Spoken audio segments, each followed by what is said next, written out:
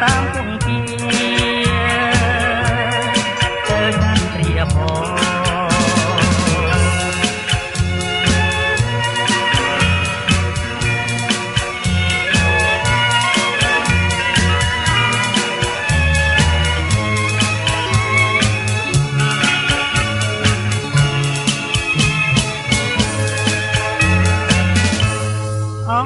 ទៀនអើ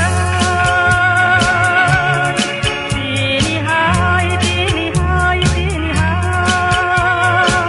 យដែលខ្ញុំបាន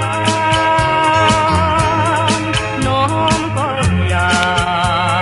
ងខ្ញុំបានម្ដងម្ដងស្ដាំទឹកហូរតូចឆ្លាយឆ្លងក្រោមស្ពានកំហំអូទឹក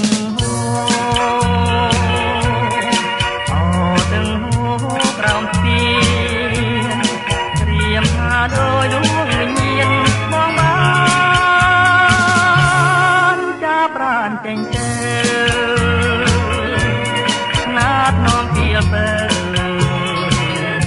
ឲ្យគេងកាយផ្លូវគេងកាយផ្លូវគេងកាយផ្លូវ